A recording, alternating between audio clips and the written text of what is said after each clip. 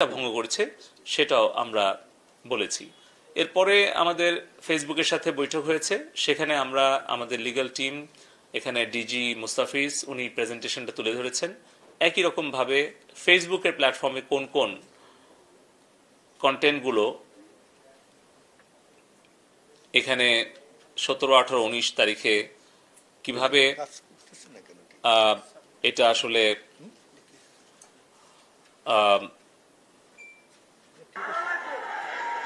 এখানে আপনি দেখছেন যে ভিডিও, ছবি এবং মানে এটাকে এখানে কিন্তু সাধারণ ছাত্রছাত্রীরা না, এই ভিডিওগুলোতে দেখা যাচ্ছে এবং তারা উল্লাস প্রকাশ করছে। সরকারের গুরুত্বপূর্ণ স্থাপনা এবং জনগণের সম্পদ তারা ধ্বংস করছে প্রকাশ্যে, এবং এটাকে তারা লাইভ করছে, ফেসবুকে এগুলো বুস্ট করছে। এটা কোনোভাবেই ফেসবুকের নিজের রুলস রেগুলেশন এবং কমিউনিটি স্ট্যান্ডার্ড এটা কমপ্লাই করে না, আমরা এটাই বলেছি। এবং এখানে যাদেরকে উল্লাস করতে দেখা যাচ্ছে, যাদেরকে দেশীয় অস্ত্র হাতে প্রকাশ্যে দেখা যাচ্ছে এবং এই ধরনের অগ্নিসংযোগ, এই ধরনের সন্ত্রাসী কার্যক্রমকে উৎসাহ দিতে, উল্লাস করতে দেখা যাচ্ছে, সেগুলো কিন্তু তারা করে নাই। মানে আমাদের যদি ভায়োলেন্স অ্যান্ড ক্রিমিনাল বিহেভিয়ারের প্যাটার্ন দেখেন, সেফটি এবং যেগুলো আপনার ধরেন কমিউনিটি স্ট্যান্ডার্ড এবং সবকিছু মিলায় প্রত্যেকটা ক্যাটাগরি ধরে ধরে কিন্তু আমরা অভিযোগগুলো করেছি। এখানে আপনারা দেখছেন যে কিভাবে আমাদের সশস্ত্র বাহিনীকে মানে আক্রমণ করার জন্য সোশ্যাল মিডিয়াতে উস্কানি দেওয়া হয়েছে এবং কোন অ্যাকাউন্ট থেকে, কোন পেজ থেকে, সেটাও কিন্তু আমরা উল্লেখ করে বলেছি। এবং যেগুলো ছবি এবং ভিডিও কিছু তুলে ধরা হয়েছে এবং কিছু কিছু আবার এডিট করা হয়েছে। তো এভাবে এই বিষয়গুলো তাদের কিছু কমিউনিটি স্ট্যান্ডার্ড গাইডলাইনে বলা আছে যে কোন ধরনের ছবি ভিডিও তারা তাদের প্ল্যাটফর্মে অ্যালাউ করে না বা করবে না, কিন্তু তারা কিন্তু বাংলাদেশের এই গত 10 দিনের ঘটে যাওয়া যে অনাকাঙ্ক্ষিত ঘটনাগুলো, সেগুলো কিন্তু তারা সবসময় বরঞ্চ তারা মানে নাই। এবং আপনি দেখছেন যে এখানে যেই adult sexual exploitation, privacy violation, এই সবগুলোই কিন্তু ভঙ্গ করেছে এই পেজগুলো, এই অ্যাকাউন্টগুলো, যেগুলো একজন মাননীয় সংসদ সদস্য সম্পর্কে এবং আরও বেশ কিছু আমরা অভিযোগ দিয়েছি, যেটা তাদের ব্যক্তিগত গোপনীয়তা এবং ব্যক্তিগত সুরক্ষা, এবং এটা আসলে নারীর প্রতি আপনার অবমাননাকর এবং এটা খুবই অগ্রহণযোগ্য কন্টেন্টগুলো এখনও তারা রেখে দিয়েছে। আমরা সেগুলোই আমরা অভিযোগগুলো করেছি যে প্রাইভেসি ভায়োলেশন হয়েছে, সেক্সুয়াল যে এক্সপ্লয়টেশন হয়েছে, এগুলো তারা তাদের কমিউনিটি স্ট্যান্ডার্ড যেন অনুসরণ করে।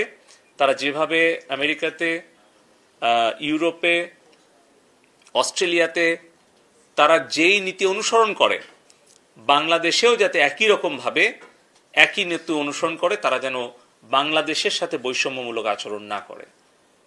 এখানে যে গ্রাফিক্যাল কন্টেন্ট আপনারা দেখছেন যে এটা কোনোভাবে কোন একজন শিশু কিংবা একজন একটু মানসিকভাবে হয়তো দুর্বল অথবা একজন বয়স্ক মানুষ, তার পক্ষে এই কন্টেন্টগুলো দেখা সম্ভব নয় বা দেখলে সে ক্ষতিগ্রস্ত হতে পারে। এটাও তাদের হেট স্পিচ, ভায়োলেন্ট গ্রাফিক্যাল কন্টেন্ট, এই সকল ফেসবুকের যে কমিউনিটি স্ট্যান্ডার্ড রয়েছে, তাদের যে প্রাইভেসি পলিসি রয়েছে, এগুলোর সম্পূর্ণ পরিষ্কার লঙ্ঘন। এটাই আমাদের বিটিআরসি লিগ্যাল টিম তাদের কাছে গত 10 দিন হলে বলছে এবং আমাদের প্রত্যেকটা বিষয় নিয়ে আমরা ধরে ধরে কথা বলেছি। আপনারা দেখছেন যে সরকার, স্বরাষ্ট্রমন্ত্রী মহোদয় গতকালকেও বলেছেন যে আমাদের ছাত্র ছাত্রী, সাংবাদিক, পুলিশ, পথচারী সব মিলিয়ে প্রায় 150 জন নিহত হয়েছে এবং তার জন্য গতকালকে আমরা সরকারিভাবে শোক পালন করেছি। এবং কোনো বেসরকারি সূত্রেও কিন্তু আমরা এরকম একটা অস্বাভাবিক যে সংখ্যা, যেটা cyber 71 we hack to protocol protect Bangladesh, এই নামে যে একটা ফেসবুক পেজ থেকে ছড়াচ্ছে শহীদের সংখ্যা 900-র উপরে ছাড়িয়ে গেছে। সূত্র প্রথম আলো। আমার জানা মতে প্রথম আলো নিউজ পেপারে অনলাইন ভার্সনে কোথাও মৃত্যুর সংখ্যা 900 এটা আমি শুনিনি, দেখিনি। আপনারা সাংবাদিক বন্ধুগণ আছেন, এটা আপনারা এই ফ্যাক্টটা চেক করতে পারেন। তো এই ধরনের ফ্যাক্ট চেক করে নাকি তাদের জন্য বাংলাদেশের বেশ কিছু ফ্যাক্ট চেকার, তারা তাদের নাম বলে নাই তাদের প্রাইভেসির জন্য, কিন্তু আমরা যেটুকু বিশ্বস্ত সূত্রে জানতে পেরেছি, বাংলাদেশে ফেসবুককে যেই ফ্যাক্ট চেকিং ফার্ম হেল্প করে, যে লিগ্যাল ফার্ম হেল্প করে, তারা মোটিভেটেড এবং তাদের ব্যক্তিগত মতাদর্শ এবং তাদের কার্যক্রম এবং প্রকাশ্যে তাদের যে অবস্থান এবং বিভিন্ন পাবলিক স্টেটমেন্ট, সেখানে দেখা গেছে যে তারা রাজনৈতিক সংগঠনের সমর্থক এবং তাদের কর্মকাণ্ড, অতীত কর্মকাণ্ড, বর্তমান কর্মকাণ্ড সবকিছুই তারা সরকার বিরোধী, দেশ বিরোধী, এমনকি মুক্তিযুদ্ধের সময়ও তাদের যারা পূর্বপুরুষ বা পরিবারের সদস্য বা আত্মীয়, তাদের অনেক এঙ্গেজমেন্ট পাওয়া যায়। ফলে আমাদের অনুমান যে এখানে ফ্যাক্ট চেকিং যে ফার্মগুলো আছে ফেসবুকের পক্ষ থেকে, তারাও নিরপেক্ষ ভূমিকা পালন করছে না। যদি করত তাহলে এই সকল কন্টেন্ট কখনোই তারা রাখতো না, এগুলো অবশ্যই তারা টেক ডাউন করত এবং এই সকল পেজ এবং অ্যাকাউন্টকে তারা ব্লক করত।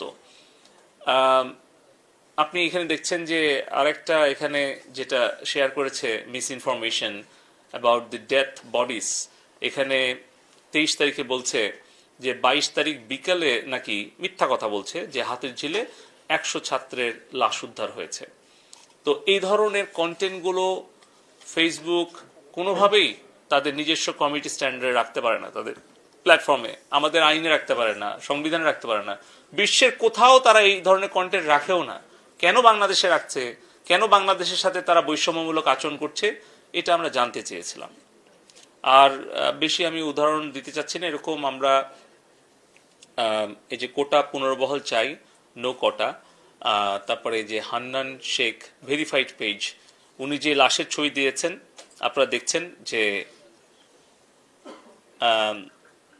এগুলো আমাদের মেইন স্ট্রিম মিডিয়াকেও তারা আক্রমণ করছে। ঠিক ফিজিক্যালি যেরকম করেছে সাংবাদিকদের বিরুদ্ধে, আমাদের নারী সাংবাদিকদেরকে যেভাবে লাঞ্ছিত করেছে, আমাদের সাংবাদিককে হত্যা করেছে, বিভিন্ন মিডিয়ার গাড়ি এবং বিভিন্ন যানবাহন ভাঙচুর করেছে, পুড়িয়ে দিয়েছে, একইভাবে সোশ্যাল মিডিয়াতেও কিন্তু তারা আমাদের মূলধারা গণমাধ্যমকে আক্রমণ করেছে।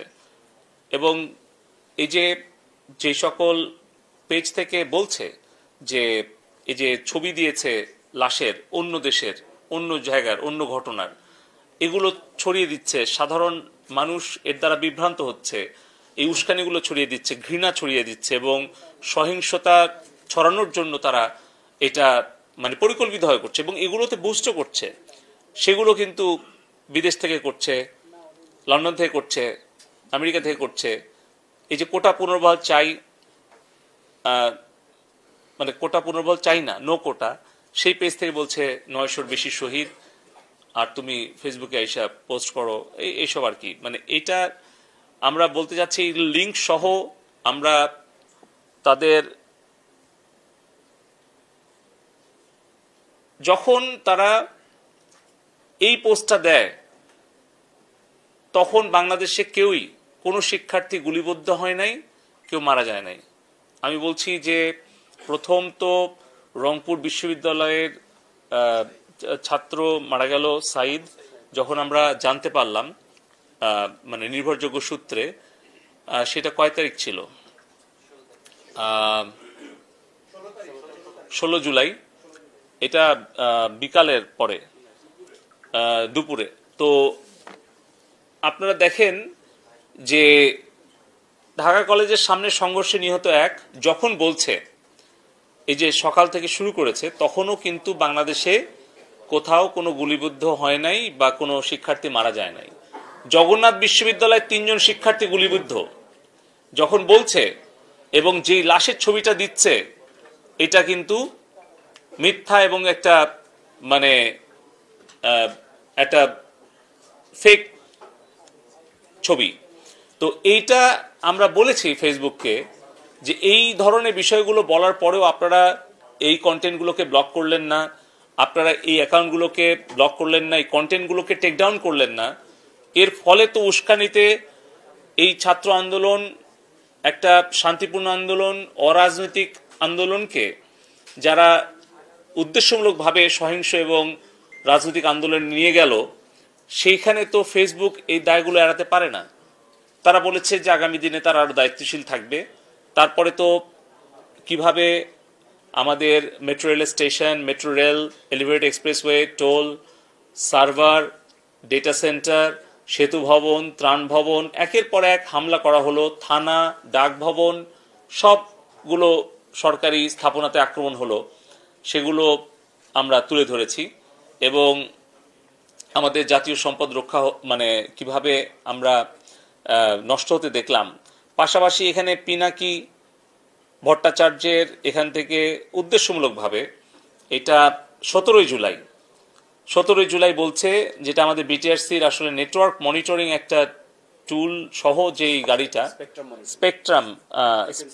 Spectrum frequency monitoring, different purpose, different মানে উদ্দেশ্য নিয়ে যেই গাড়িটা কাজ করে, অথচ উদ্দেশ্যমূলকভাবে তারা বলছে যে এই গাড়িগুলোই নাকি মোবাইল নেটওয়ার্ক ব্লক করার জন্য ব্যবহার করে। তার মানে বিটিআরসির আমাদের যে রেগুলার যে নেটওয়ার্ক ফ্রিকোয়েন্সি স্পেকট্রাম মনিটরিং যে ভেহিকেল, এটাকে উস্কানি দিচ্ছে যাতে আক্রমণ করে এটি নষ্ট করে দেওয়া হয়। এবং এখানে আপনারা দেখছেন যে আরেকজন প্লেটো মজুমদার, সে কমেন্টসে বলছে যে এই গাড়িগুলো নাকি ইসরায়েল থেকে আনা হয়েছে। সো আমরা এটা বলেছি যে এই ধরনের পোস্ট যদি ইসরায়েলে দেওয়া হতো তাহলে কি তারা রাখতো? আমরা এই প্রশ্নগুলো করেছি। তো তারা বলেছে যে আগামী দিনে তারা আরো সহযোগিতা করবে। তো আমরা বলেছি যে যদি এই যে তারেক জিয়ার ভেরিফাইড পেজ থেকে যে কিনা সাজাপ্রাপ্ত, যে কিনা পলাতক, এই ধরনের কোনো পলাতক এবং যদি কোনো কেউ মানে এই ধরনের পোস্ট দেয় যে কিনা বলছে সরাসরি আমাদের মাননীয় প্রধানমন্ত্রীকে উদ্দেশ্য করে, সে বলছে হাসিনার খুনি বাহিনী আমাদের সন্তানদেরকে রাজপথে হত্যা করেছে, আপনারা বলেন এই প্রথম লাইনটা কোন কমিউনিটি স্ট্যান্ডার্ডে পড়ে? আর তাদের যে Bangla keyword fact checking tool আছে, নিশ্চয়ই তারা সেই ওয়ার্ডগুলো দেয়নি। আমরা দেখেছি কিভাবে ইসরায়েলি বাহিনীর বিরুদ্ধে কোনো ইংলিশ, হিব্রু কিংবা যে কোনো বিশ্বের ভাষায় পোস্ট দিলে সেগুলো তাদের এআই টুল ব্লক করে, আইডেন্টিফাই করে। কিন্তু প্রো প্যালেস্টাইন কোনো ওয়ার্ড যদি থাকে সেগুলো ব্লক হয়, এন্টি ইসরায়েল যদি ওয়ার্ড থাকে সেগুলো ব্লক হয়। এটা আমরা দেখেছি ইউরোপ, আমেরিকা, সব জায়গায়। আপনারা নিজেরা যদি সার্চ করেন, অনেক ডকুমেন্টারি আছে, অনেক রিসার্চ ওয়ার্ক আছে, আপনারা আমার থেকে বেশি ভালো জানেন। আমরা বলেছি তোমরা বাংলা কি ধরনের কিওয়ার্ড তোমরা ব্যবহার করছো, যেগুলো প্রো এল বা pro Awami League, pro liberation, pro মুক্তিযুদ্ধ, বঙ্গবন্ধু, শেখ হাসিনা, এই ওয়ার্ডগুলো দিলে তোমরা আমাদের রিচ আউট কমিয়ে দিচ্ছ, আর আমাদের এগেনস্টে দিলে সেগুলো রিচ আউট বাড়ায় দিচ্ছ। এই ধরনের অ্যালগোরিদম তোমরা কি ইন্টেনশনালি করছো, নাকি তোমাদের এআই টুলটাকে কিভাবে তোমরা টিচ করছো, কিভাবে তোমরা তাদেরকে শিক্ষা দিচ্ছ যে তারা এআই গুলো এভাবে কাজ করছে, কিন্তু এগুলোকে তোমরা ব্লক করছো না? বেগম খালেদা জিয়ার নামে একটা ভেরিফাইড পেজ আছে। আমি বলেছি যে উনি সাবেক প্রধানমন্ত্রী, উনি এখন কারা অভ্যন্তরে আছেন, উনি সাজাপ্রাপ্ত। তোমাদের কমিউনিটি স্ট্যান্ডার্ড এটা অ্যালাউ করে কিনা যে কারা অভ্যন্তরে থেকে একজন সাবেক প্রধানমন্ত্রী, উনি এমন কোনো অপরিচিত ব্যক্তি নন যাকে আইডেন্টিফাই করা দুষ্কর, খুবই ইজি। তো সেটা আসলে এভাবে চলতে পারে কিনা, বা এই ধরনের উস্কানি আমরা মানে মেনে নিতে পারি কিনা।